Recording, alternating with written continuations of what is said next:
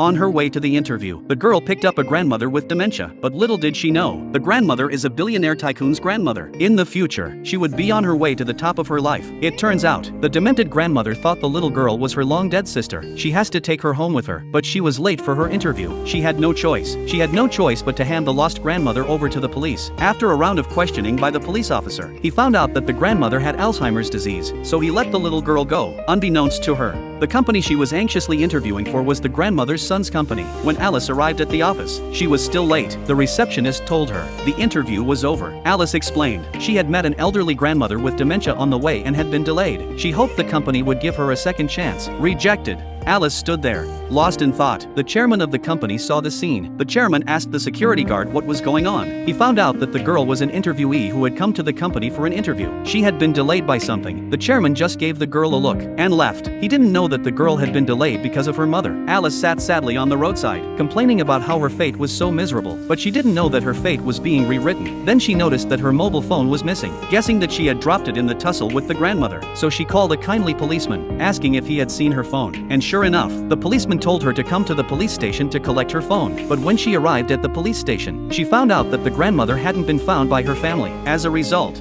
the grandmother still thought Alice was her dead sister. The grandmother was crying and screaming. She wanted her sister to take her away with her. Watching the grandmother with nowhere to go, she looked at the grandmother with no place to go. She thought of herself when she was kicked out of the house. She decided to take the grandmother home and take care of her. She told the police to just wait for the family to contact her. And so it was. With the police's permission, Alice took the grandmother back to her home. She changed her clothes into her own. Alice's life was difficult, but when she found out that she hadn't eaten, she immediately fed her grandmother with the only kimchi she had at home. In the face of the girl's unfailing care, the grandmother shared with Alice how she and her sister had been kicked out of their home. She shared with Alice how she and her sister had been kicked out of their home when she didn't have any money. She used to mix her food like this. Alice had no idea that her grandmother had lived a hard life like she did. Little did she know that the grandmother in front of her was the mother of the chairman of a plutocracy. Soon, the police brought the grandmother's family to Alice's house. When she saw her son, she didn't recognize him. She was so scared that she hid behind Alice. The grandmother, who was suffering from dementia, mistook her son and daughter-in-law for her parents. She won't go with them. Faced with her demented mother, the son and daughter-in-law are in tears. The grandmother insists on living with what she thinks is her sister. In the midst of the argument, grandmother passes out. When she wakes up,